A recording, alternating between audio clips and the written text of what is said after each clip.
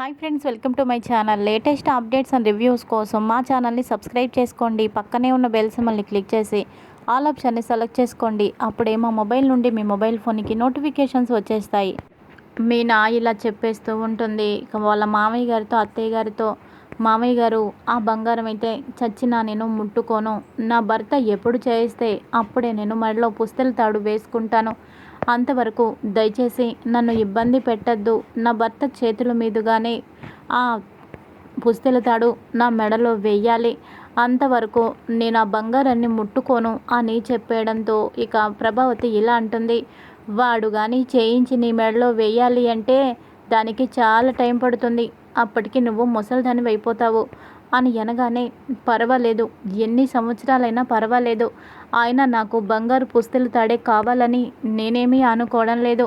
ఈ పసుపు కొమ్మే నాకు శ్రీరామ రక్ష. ఈ పసుపు కొమ్మే నేను బంగారు ఆభరణాలు అని అనుకుంటున్నాను అని చెప్పి అంటుంది. ఇక బాలు ఒక్కసారిగా షాక్ అయిపోయి మీనా వైపు అలా ప్రేమగా చూస్తాడు. నా భార్యకి ఎంత ఆత్మవిశ్వాసం, నేను చేయిస్తే కానీ తను వేసుకోను అని చెప్పింది. మా అమ్మేమో నేనంత చేత కానివాడినా, కనీసం నా భార్యకి బంగారు పుస్తెల తాడు కూడా మెడలో వేయలేనా? ముసల్దాన్నివి అయిపోయినా కూడా నీ భర్త నీ మెడలో బంగారు పుస్తెల తాడు వేయడు అని అమ్మ నన్ను అంత చులకన చేసి మాట్లాడుతుంది. కానీ పూల గంపకి మాత్రం నా మీద ఎంతో నమ్మకం. అమ్మకి నా మీద నమ్మకం లేదు, కానీ పూలగంపకి నేనంటే చాలా నమ్మకం. నా భార్యకు నేను ఖచ్చితంగా పుస్తెల తాడు కొనిపెట్టే తీరతాను. ఈ కుటుంబం కోసం ఎంతో డబ్బు, లక్షలకు లక్షలు ధారపోశాను. కానీ నా భార్యకు ఏ రోజు ఒక్క 10,000 రూపాయలు పెట్టి ఏది కూడా తనకి నేను కొని పెట్టలేదు. కానీ ఇప్పుడు అనుకుంటున్నాను, నా భార్యకు బంగారు పుస్తెల తాడు ఖచ్చితంగా నేను చేయించే తీరతాను అని మనసులో అనుకుంటాడు. ఇంకా మీనా పైకి వెళ్ళిపోయి తన పని చూసుకుంటుంది. ప్రభావతి కూడా తన పని తను చూసుకుంటుంది. అప్పుడు ఇక సత్యం బాలుని భుజం మీద చేయి వేసుకొని, అలా బయటకు రారా, కూర్చొని మాట్లాడుకుందాం అని బయటకు తీసుకువెళ్తాడు. బాలు, నేను ఒక మాట చెప్తాను, నువ్వు చేస్తావా, ఆ మాట వింటావా అని అంటే, ఏంటి నాది అని అంటాడు. ఏం లేదు, మేము చేయించిన బంగారం నాకొద్దంటే వద్దు అని మీనా భీష్మించు కూర్చుంది కదా అని అంటే, అవునన్నా, ఆ బంగారం తను తీసుకోనని చెప్పింది, నేనే చేయించాలని చెప్పింది అని అంటే, నువ్వు మాత్రం ఎక్కడి నుంచి తీసుకొస్తావురా, అంత డబ్బు నీకెక్కడిది? నీ తల మీద చాలా బాధ్యతలే ఉన్నాయి. వాటికి వీటికి వీటికి వాటికి అంటూ నువ్వు సంపాదించిన డబ్బంతా కూడా కట్టుకుంటూనే ఉన్నావు. ఈఎంఐలకి, అప్పులకి, వాటికి వీటికి కడుతూనే ఉన్నావు. ఇంకా నువ్వు డబ్బు పక్కన వేసి తనకి బంగారం ఎలా కొంటావు అని అంటే, తప్పదు నాన్న, ఇంకో 2 గంటలు ఎక్స్ట్రా కష్టపడతాను అని అంటే, ఇంతవరకు నువ్వు కష్టపడింది చాలరా, లెక్కలు ముక్కలు చేసుకుంటున్నావు, కష్టపడుతూనే ఉన్నావు, ఇంకా ఎంత కష్టపడతావురా? నీ కష్టాన్ని ఇంకా నేను చూస్తూ ఊరుకోను. అందుకే నేను ఒకటి చెప్తాను, నువ్వు చేసే తీరాలి. కాదు కూడదంటే మాత్రం నేను ఊరుకోను అని అంటే, చెప్పు నాన్న అని అంటాడు. ఆ బంగారం నేను ఇస్తాను, నువ్వే చేయించి తనకి ఇచ్చినట్టు ఇవ్వు అని అంటే, నాన్న వద్దు నాన్న అని అంటాడు. కాదు కూడదన్నావంటే చంప పగిలిపోద్ది నీకు. అది నేను కొన్న బంగారం రా.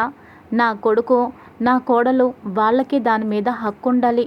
ఆ బంగారం నువ్విచ్చానని చెప్పు, సమస్య తీరిపోతుంది. ఎప్పటికీ ఈ నిజమైతే నేను బయట పెట్టను, నువ్వు కూడా బయట పెట్టద్దు, సరేనా అని అనగానే, వద్దు నాన్న, ఈ విషయం తర్వాత ఎప్పుడైనా బయటపడితే ఆ పూలగంప అస్సలు ఊరుకోదు.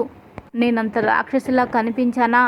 అంత అబద్ధం ఆడి నా మెడలో ఆ బంగారం వేయకపోతే నేనేమైనా మిమ్మల్ని సాధించానా, బాధ పెట్టానా?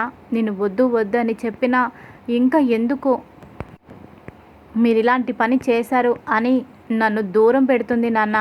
వదిలేసి పుట్టింటికి వెళ్ళిపోయినా వెళ్ళిపోతుంది.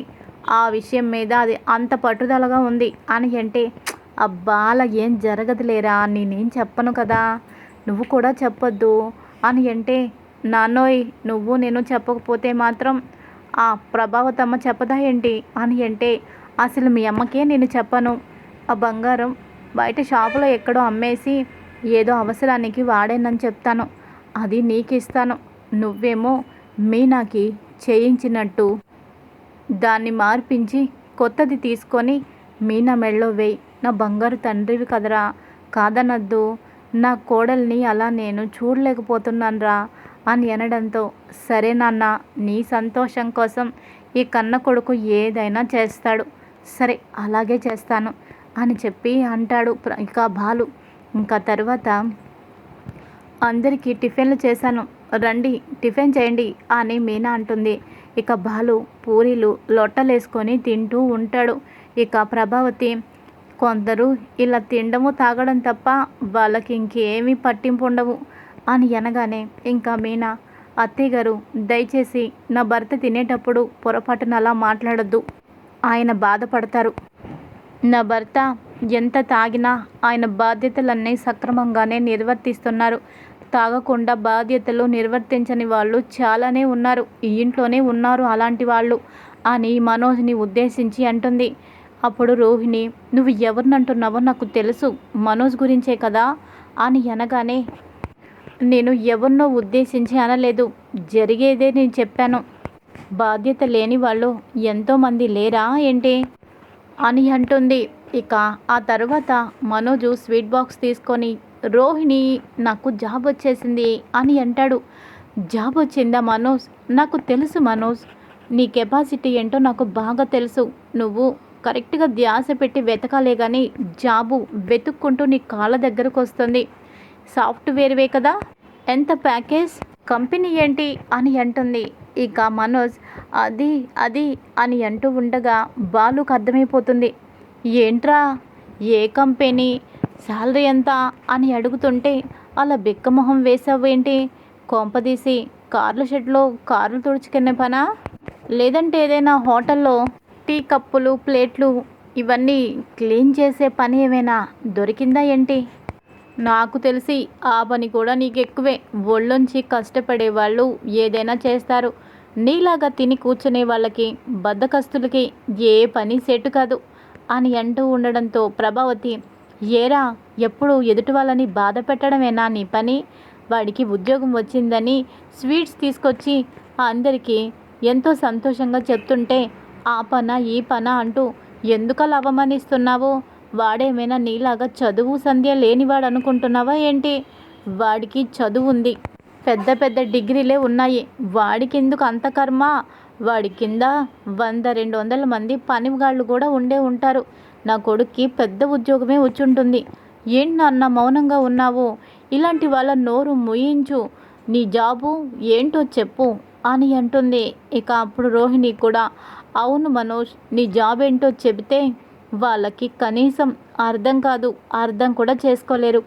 ఎందుకంటే చదువుకోని వాళ్ళకి నీ జాబ్ గురించి చెప్పినా అర్థం కాదు అని అనగానే, అవునవును అది కరెక్టే.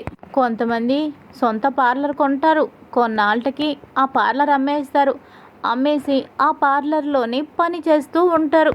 అందరి దగ్గర పార్లర్ వాళ్ళది అని బిల్డప్లు కూడా ఇస్తారు. పార్లర్ అమ్మో, పెద్దగా చదువుకోలేదు కదా, నాకు తెలీదు, ఇలాగే ఉంది కదా బయట వ్యవహారం అంతా, పార్లర్ అమ్మ అని అనగానే తిరిగి తిరిగి మళ్ళీ వచ్చి నా దగ్గరే ఆగాడు. నేను పార్లర్లో పని చేస్తున్నానని అత్తయ్య గారికి తెలిసొచ్చేలాగా మాట్లాడుతున్నాడు అని అనుకొని ఇప్పుడు బాలు నోట్లో నోరు పెట్టే కంటే మౌనంగా ఇక్కడి నుంచి వెళ్ళిపోవడం నయం అని అనుకుంటూ, సర్లే మనోజ్, ముందు మనం లోపలికి వెళ్దాం పదా అని తీసుకువెళ్ళిపోతుంది. ఇంకా అప్పుడు బాలుని ప్రభావతి, ఏంట్రా అసలేంట్రా నీ బాధ? నా పెద్ద కొడుక్కి జాబ్ వస్తే ఉడుక్కుంటున్నావు, రోహిణి గురించి పార్లర్ అంటూ పని మనిషి అంటూ ఏవేవో మాట్లాడుతున్నావు, అస్సలు అర్థం కావడం లేదు. అయినా నిన్ను కాదు ఆయన అనాలి. ఈ ఇంట్లో వద్దు వద్దు అంటే మిమ్మల్ని ఇంట్లో పెట్టుకున్నారు, మిమ్మల్ని ఇంట్లో పెట్టుకునే బదులు ముళ్ళ చెట్టుని ఇంట్లో పెట్టుకున్నా బాగుండేది అని అంటుంది. అవునవును, మీకు అదే కరెక్టు.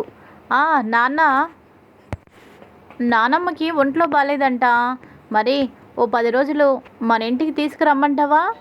కోడలు ఉంది కదా, బాగా సేవలు చేసి పెడుతుంది అని అనగానే, వామ్మో వీడు మళ్ళీ నాకే ఎసరు పెట్టాడు, ఎందుకైనా మంచిది వీడి నోట్లో నోరు పెట్టే కంటే పక్కకెళ్ళిపోతే మంచిది అని ప్రభావతి కూడా, నీకు దండవరా బాబు, ముందు ఆవిడ మ్యాటర్ పక్కన పెట్టు, మొన్నేగా అక్కడ ఉండి వచ్చాము, మళ్ళీ ఆవిడ ఇక్కడికి రప్పించడం ఏంటి అని వెళ్ళిపోతుంది.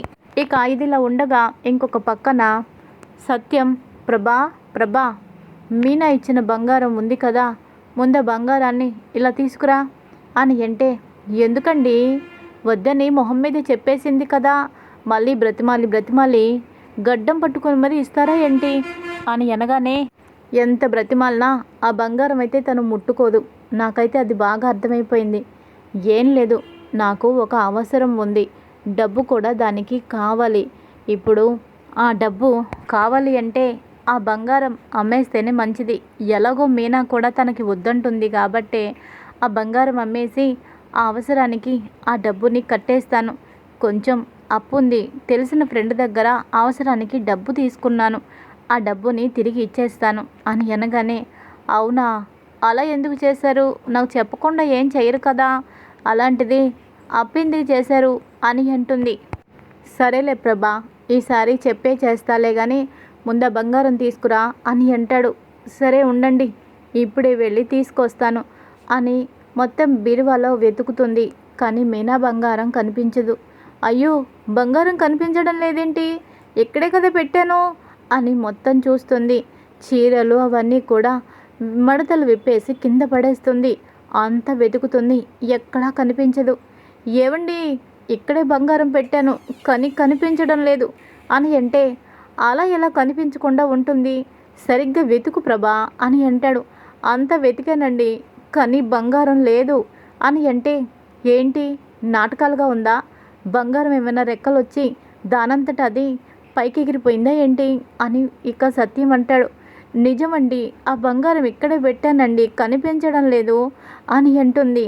ఇక తర్వాత, నీ చేతిలో పెట్టిన బంగారం నువ్వే దాచిపెట్టావు, ఏమైపోతుంది, నిజం చెప్పు ప్రభా, మళ్ళీ నువ్వేదైనా చేసావా, అంతకు ముందు కూడా ఇంటి కాగితాలు తాకట్టు పెట్టావు, అడిగే వరకు నువ్వు చెప్పలేదు, అసలు నువ్వు బయటికే చెప్పలేదు, ఆ తర్వాత విషయం బయటపడేసరికి క్షమాపణలు అడిగావు, అలా ఇప్పుడు కూడా ఆ బంగారం ఏదైనా చేసావా, చేస్తే చెప్పేసే అని అంటే, అయ్యో రామా, నేనేమీ చేయలేదండి, ఆ బంగారం అలాగే ఉంది, నిజానికి ఆ బంగారం మళ్ళీ మీనాకే ఇచ్చేద్దామన్న ఉద్దేశంతో అలాగే నేను ఉంచానండి, నిజంగా నాకు తెలియదండి అని అంటుంది.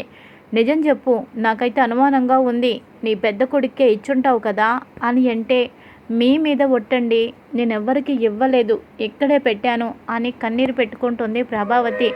ఇంకా అప్పుడు మనోజ్, రోహిణి వాళ్ళందరూ కూడా వస్తారు. వచ్చిన తర్వాత మనోజు మీనా వైపు చూసి ఇలా అంటాడు, అమ్మా, ఇంకా నీకు అర్థం కావడం లేదా, ఆ బంగారం మీనానే తీసుకుని ఉంటుంది, వాళ్ళ తమ్ముడు ఉన్నాడు కదా శివ, వాళ్ళకి ఇచ్చే ఉంటుంది, బంగారం అయితే మెడలో తీసేసి అది వాళ్ళకైతే ఇచ్చే ఉంటుంది అని అనగానే, ఇక ప్రభావతి ఇలా అంటుంది, లేదు, ఆ పని మీనా చేయదు, అలా నువ్వు అన్నా నేను నమ్మను అని అంటుంది. నిజమమ్మా, కావాలని తెలివిగా చేసుంటుంది, బంగారం తీసేసి ఆ బంగారాన్ని ఇలా పుట్టింటి వాళ్ళకి చేర్చాలనే ఇలా చేసింది, ఇప్పుడేమో ఎవరికి తెలియకుండా చాలా సైలెంట్గా ఉండిపోయింది, బంగారం మీనాని దొంగతనం చేసుంటుంది అని అనగానే, రోహిణి, ఏం మాట్లాడుతున్నావు మనోజ్, తన బంగారం తనెందుకు దొంగతనం చేస్తుంది అని అంటే, అదే కదా మరి స్కెచ్, పుట్టింటి వాళ్ళకి దోచిపెట్టడానికి అవకాశం రావడం లేదు, ఇలా అయినా వాళ్ళకి సాయం చేయాలని ఇలా చేసింది అని అనగానే, ప్రభావతి చంప పగలగొడుతుంది మనోజ్కి. ఏరా మనోజ్, అనుమానించడానికైనా ఒక అర్థం ఉండాలి, బంగారం మీద వ్యామోహం ఉంటే ఆ రోజు మెడలో బంగారం తీసేసి పసుపు తాడు కట్టుకొని నట్టింట్లో నిలబడదు, పైగా తన బంగారం ఇచ్చేస్తానని ఆయన నిన్ను ఎన్నోసార్లు అన్నాము, కానీ తను పుచ్చుకోలేదు, వాళ్ళ అమ్మ కూడా బంగారం పుస్తెల తాడు తెచ్చి ఇచ్చింది, కానీ అది కూడా తీసుకోలేదు, బాలు చేయిస్తేనే వేసుకుంటానని మొండి పట్టుదలతో ఉంది, అలాంటి మనిషిని ఇలా అబద్ధమడి తన మీద ఇంత నింద వేయకూడదు, అది చాలా తప్పు, బాలు విషయంలో వాడు ఏదైనా తప్పు చేశాడంటే నేను నమ్ముతాను, కానీ మీనా ఇలా తప్పు చేసిందంటే అస్సలు నేను నమ్మను, అయినా తను నా గదిలోకి ఎప్పుడూ అడుగు పెట్టలేదు, అలాంటిది బీరువాలో ఉన్న బంగారం తనెందుకు తీసుకొని పుట్టింటి వాళ్ళకి దోచిపెడుతుంది, ఇంకోసారి ఇలాంటి తప్పుడు మాటలు మాట్లాడొద్దు, నాకు నచ్చదు తప్పు చేస్తే ఎంతైనా నిలదీయచ్చు, కానీ తప్పు చేయని మనిషి మీద ఇలాంటి అబాండాలు వేస్తే నాకు కూడా నచ్చదు అని ప్రభావతి గట్టిగా ఇస్తుంది. ఇంకా ఈ మాటలన్నీ విన్న మీనా వస్తుంది. వచ్చి, థ్యాంక్స్ అత్తయ్య గారు, నా గురించి మీరు ఇంతలా అర్థం చేసుకున్నందుకు నేను చాలా సంతోషపడుతున్నాను. చాలా చాలా థ్యాంక్స్. నా మీద మీకు ఇంత నమ్మకం ఉంది. ఆ బంగారం ఏమైందో నేను చెప్తాను అత్తయ్య గారు అని అంటుంది.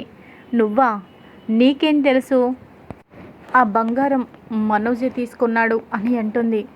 నా పెద్ద కొడుకు మనోజా అని అంటే, అవునత్తయ్య గారు, మనోజే తీసుకున్నాడు. ఒకరోజు నేను గుడికి వెళ్తుంటే ఓ షాపులో మనోజ్ కనిపించారు. నాకెందుకో అనుమానం వచ్చి నేను గుడికి వెళ్తూ మధ్యలో ఆగి అక్కడే షాపులో బయట నిలబడి చూస్తున్నాను. అప్పుడు నేను తీసిచ్చేసిన బంగారం షాపులో అమ్మాలని చూస్తుంటే నేను వెళ్ళి అడ్డుకున్నాను. ఆ బంగారం మీరు వెతికే చోట్లో కాదు, ఇంకో చోట్లో ఉంటుంది. ఈ విషయం మీకు చెప్పొద్దని నా దగ్గర మాట తీసుకున్నాడు. నన్ను బ్రతిమాలాడు. కానీ చివరికి నా మీదే మళ్ళీ ఆ నింద తోయాలని చూశాడు. అందుకే నిజం బయట పెడుతున్నాను. ఇది జరిగింది అత్తయ్య గారు అని జరిగిందంతా చెప్పడంతో అప్పుడు ప్రభావతి షాక్ అయిపోతుంది. నా కన్న కొడుకే ఇంత మాయ చేస్తాడా? ఇంత మోసం చేస్తాడా? ఇంత దారుణంగా ఎలా మోసం చేయాలనిపించింది? నా గదిలోకి వచ్చి బంగారం దొంగిలించి అమ్ముకోవాలని చూస్తాడా? సమయానికి మీనా చూసింది కాబట్టి సరిపోయింది. లేకపోతే నేనే దాన్ని ఏదో చేసి మనోజ్కి ఇచ్చానని జీవితాంతం ఆయన నన్ను నమ్మేవాడు కాదు. నా మీద నమ్మకం లేకుండా అయిపోయేది. దీనికంతటికి కారణం ఈ మనోజ్ గడే. ఈ మనోజ్ గడు ఎప్పుడు మారుతాడో ఏమో అని చెప్పి ప్రభావతి అనుకుంటుంది. Hi friends, welcome to my channel. Latest updates and reviews.